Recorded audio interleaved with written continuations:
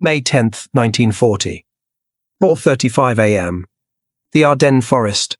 The trees are still. Morning mist hangs low over narrow roads as German armored columns move forward without headlights. Engines rumble softly. Steel tracks grind against dirt and stone. Orders are whispered, not shouted. You can almost feel the confidence in the air. This is how the war was supposed to feel. Fast. Decisive. Over before the enemy understands what is happening. German officers check their watches. Timetables matter more than maps right now. Every unit has a role. Every hour has been calculated. The plan depends on speed, shock, and collapse. And for a moment it works.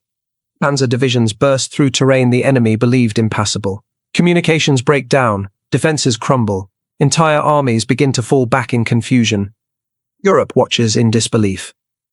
France collapses in weeks. The Netherlands surrender.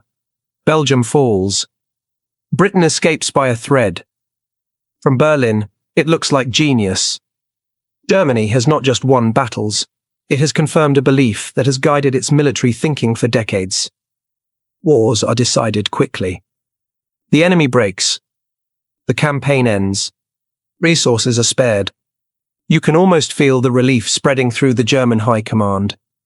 This is the war they prepared for. Short campaigns. Decisive maneuvers. Enemies defeated before industry, manpower, and logistics ever become decisive factors. This belief is not arrogance alone. It is experience. Prussia's wars were short. The Franco-Prussian War was decisive. Even World War I was expected to end quickly. Germany has always feared long wars, not because it lacked courage, but because it lacked endurance. Its geography offered few natural resources. Its economy depended on rapid success.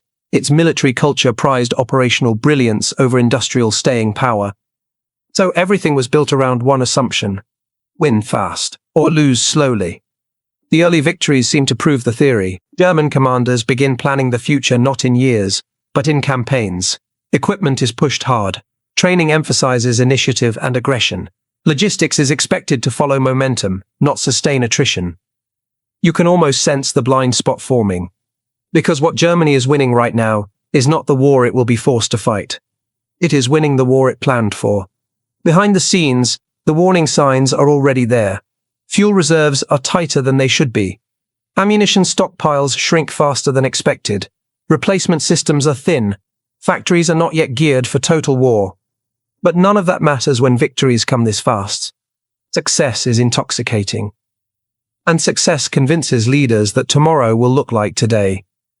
Germany prepares for the next blow, eastward, against the Soviet Union, another quick campaign, another decisive collapse. Another war meant to end before its weaknesses are exposed. But wars do not choose the rules their planners write. They choose their own. And the next war Germany is about to fight will not be short. It will not be decisive. It will not forgive assumptions. Because the war Germany prepared for is already slipping away. And the war that is coming will demand something Germany never truly built. The ability to last. June 22nd, 1941. 3:15 a.m. Eastern border of the Soviet Union. The horizon explodes with light. Artillery thunders across fields, still wet with morning dew. Columns surge forward, tanks roar east. Aircraft scream overhead in endless waves. You can almost feel the certainty driving them forward. This is the moment German planners believed would decide everything. Operation Barbarossa begins not as a war of survival, but as a race. The objective is not occupation. It is collapse. Destroy the Red Army near the border. Capture cities quickly. End the campaign before winter, before distance matters, before production matters, before time becomes an enemy. German units advance at staggering speed. Entire Soviet formations are encircled. Hundreds of thousands of prisoners are taken. Roads clog with wrecked vehicles and abandoned equipment. From Berlin, it looks like vindication. Once again, the short war theory seems correct. You can almost feel the confidence hardening into certainty. But something is different this time. The land does not end. Every mile forward stretches supply lines thinner. Fuel trucks struggle to keep pace. Spare parts arrive late or not at all. Horses replace trucks where engines fail. German soldiers notice it first. Rations grow smaller. Ammunition is conserved. Vehicles are cannibalized to keep others moving. The system begins feeding on itself to maintain momentum. And still, the advance continues. Because stopping feels worse than pushing on. German planning assumes that the Soviet state will shatter like France, that factories will fall intact, that resistance will collapse once major cities are threatened. None of that happens. Soviet industry evacuates east. Entire factories are dismantled and rebuilt beyond reach. New armies form faster than German intelligence believes possible. The enemy does not break. It absorbs. You can almost feel the shift as summer turns to autumn. The easy victories slow. Encirclements shrink. Resistance stiffens. Distances grow punishing. Roads turn to mud. Engines grind down. German logistics was never designed for this. It was designed to follow victory, not sustain struggle. Fuel shortages become routine. Winter equipment is missing because the campaign was never meant to last this long. Replacements arrive poorly trained, rushed forward to fill gaps. The gamble is becoming visible. Germany is now fighting a war it never planned for. A war of attrition. A war where industrial output matters more than tactical brilliance. Where rail capacity matters more than bold maneuver. Where endurance matters more than speed. The Red Army loses millions. And still it stands. Because it is being fed by something Germany does not have. Depth. As winter descends, German units dig in not to prepare for the next attack, but to survive the cold. Engines freeze. Weapons fail. Soldiers improvise clothing from whatever they can find. The war pauses not because either side wants it to, but because Germany cannot sustain movement. The illusion of the short war begins to crack. This is no longer about how fast Germany can move. It is about how long Germany can last. And for the first time, the answer is uncertain. Because the war Germany prepared for was never supposed to reach this moment. And now it cannot escape it. January 1942. 7:40 am. Somewhere outside Moscow. The cold is absolute. Metal burns bare skin. Breath freezes in the air. Engines refuse to turn. Men strike them with hammers, begging life back into machines that were never meant to endure this.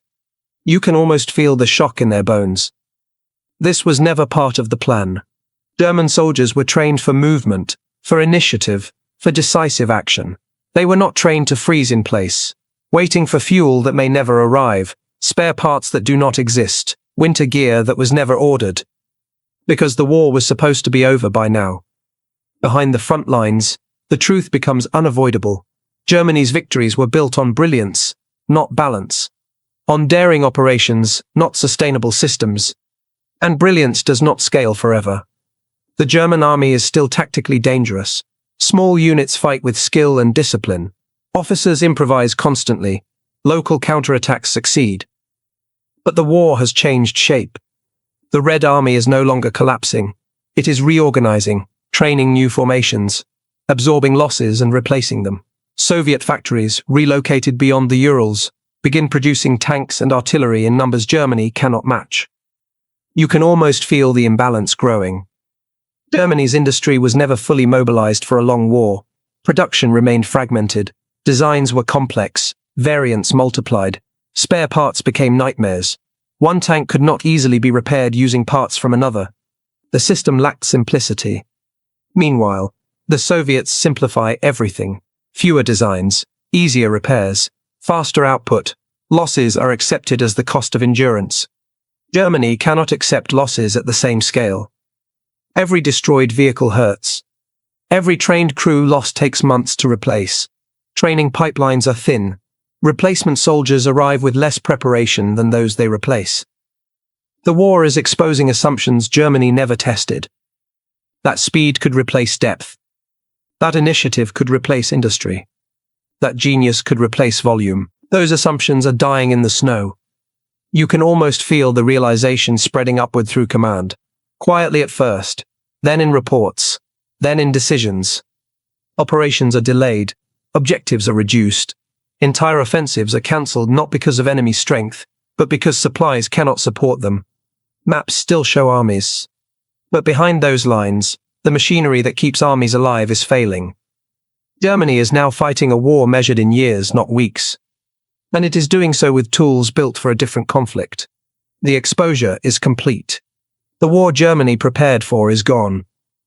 What remains is a war Germany must now survive.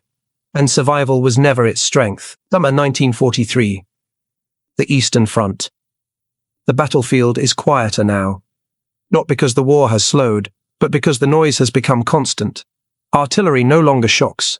Air attacks no longer surprise. Destruction has turned into routine. You can almost feel how normal the abnormal has become. German units prepare for another offensive. Plans are drawn. Objectives are set. Maps are marked with arrows once again. But this time, there is hesitation. Fuel calculations are tighter. Ammunition allotments are limited. Replacement units are smaller, younger, less prepared. Commanders no longer ask how fast they can advance. They ask how long they can hold. The Battle of Kursk begins not with confidence, but with necessity. Germany hopes to regain initiative, to shorten the front, to restore the kind of war it understands. A decisive blow. One more. But the enemy is ready. Soviet defenses are deep, layered, engineered over months. Minefields stretch endlessly. Anti-tank guns wait in concealed positions. Reserves stand ready behind the lines. This is not the war of surprise anymore. It is the war of preparation. German armor attacks with precision and bravery, but every mile forward costs time. And time is the one resource Germany can no longer afford to spend. You can almost feel the difference in tempo. Where earlier campaigns felt like motion, this feels like grinding. Vehicles break down faster than they can be repaired. Crews fight through defenses only to find more waiting. Losses accumulate without meaningful gain. And behind the front, the industrial balance is shifting decisively. Soviet factories outproduce Germany in tanks, artillery, and ammunition. Allied bombing in the West begins to reach deeper, disrupting production and transport. Rail lines fracture. Oil shortages worsen. Germany is now under pressure from every direction. The war has become what it feared most. Long. Exhausting. Industrial. The strain shows everywhere. Training standards drop to fill gaps. Units are rebuilt on paper, but not in reality. Equipment is reused beyond limits. Commanders rely increasingly on improvisation rather than planning. Improvisation once gave Germany its edge. Now it is a symptom of weakness. You can almost feel the momentum slipping away, not in a single defeat, but in the inability to recover. Losses are no longer setbacks. They are permanent. Germany can still fight fiercely. It can still inflict damage, but it can no longer shape the war. Time has turned against it. And time never negotiates. As the offensive stalls and retreats begin, the truth settles in quietly among those closest to the front. The war Germany prepared for is not coming back. The war it is fighting now will only get harder. And Germany is running out of everything except enemies. Autumn 1944. Western Germany. The sky never rests. Day and night, engines drone overhead. Bombs fall with mechanical regularity. Rail yards vanish. Refineries burn. Cities that once powered the Reich flicker and go dark. You can almost feel the pressure squeezing from above.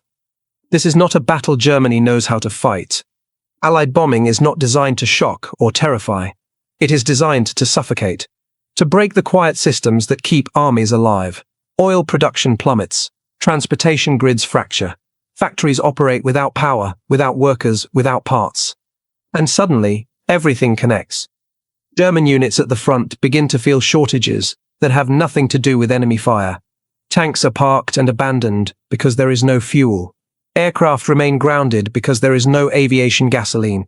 Training flights are cancelled. Replacement crews never finish training. The long war has reached its natural conclusion. Germany's military brilliance depended on coordination, on timing, on movement. When those things disappear, so does the advantage. You can almost feel the desperation creeping into command decisions. New weapons are rushed forward.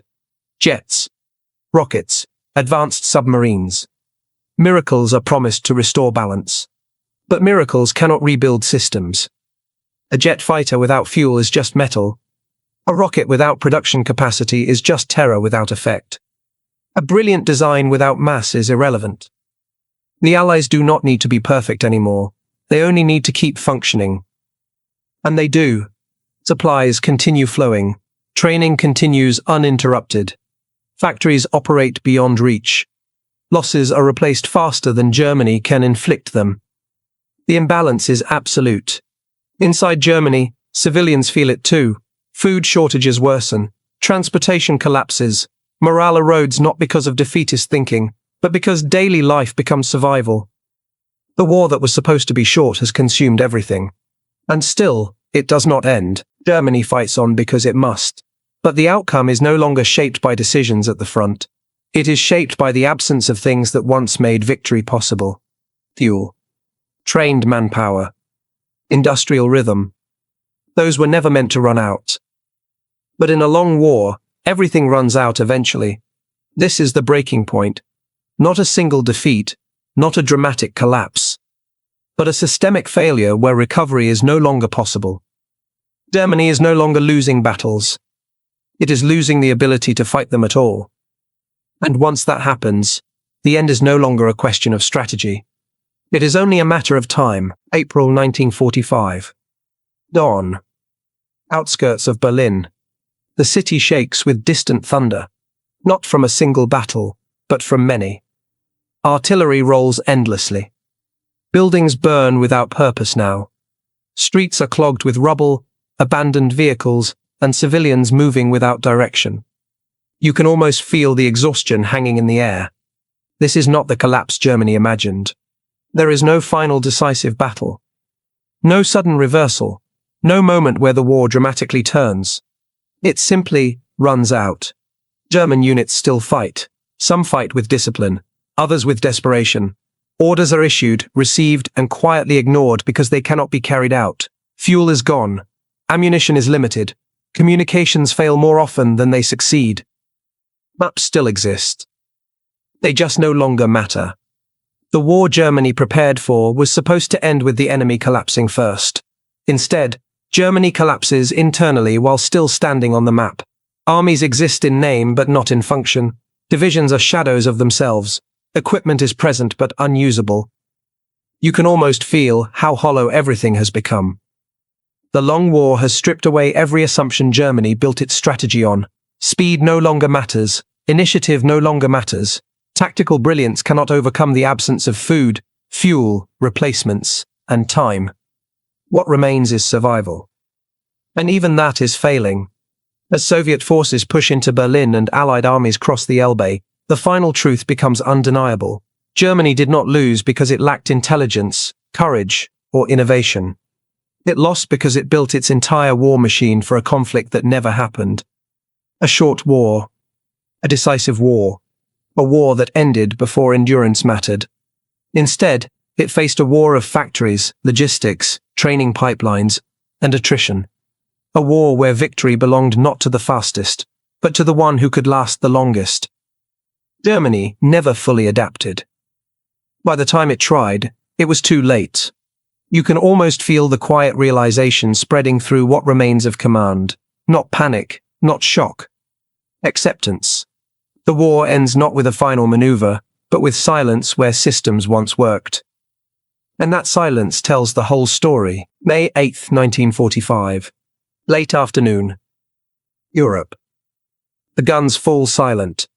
Not all at once. Not dramatically.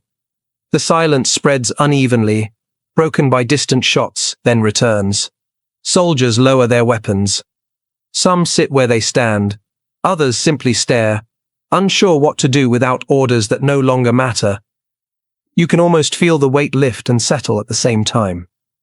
This is the end. But it is not the end Germany planned for. There is no moment of triumph, no sense of a campaign concluded. There is only exhaustion and the quiet understanding that something far larger than any battle has finally caught up. Germany did not lose World War II because its soldiers forgot how to fight. Even at the end, many fought with discipline and courage. It did not lose because it lacked brilliant commanders or advanced weapons. In some areas, it led the world. Germany lost because it prepared for the wrong kind of war. It built an army designed to move faster than its enemies, to strike harder at the opening blow, to win before endurance became relevant. That approach worked when wars were short. It failed when the war refused to end. World War II became a contest of systems, of factories running day and night, of training pipelines replacing losses, of supply lines stretching across oceans, of economies absorbing damage and continuing anyway. The Allies planned for that kind of war. They assumed it would be long. They assumed it would be costly. They assumed it would break things. And then they built structures that could survive being broken.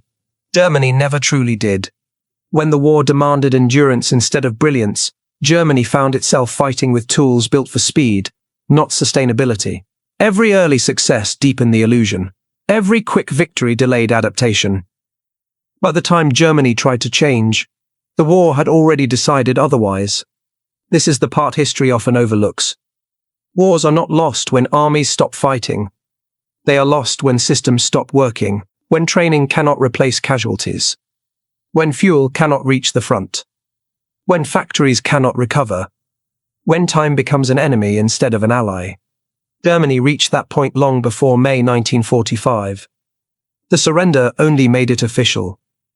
The war Germany prepared for never happened because history chose a different test. Not of genius, but of endurance. Not of speed, but of sustainability. And that lesson did not end in 1945. It reshaped how modern wars are planned, how militaries think, and how power is measured. Today, victory is still rarely decided by what looks impressive on maps. It is decided by what lasts when the maps no longer change. That was the real war. And Germany was never built to fight it.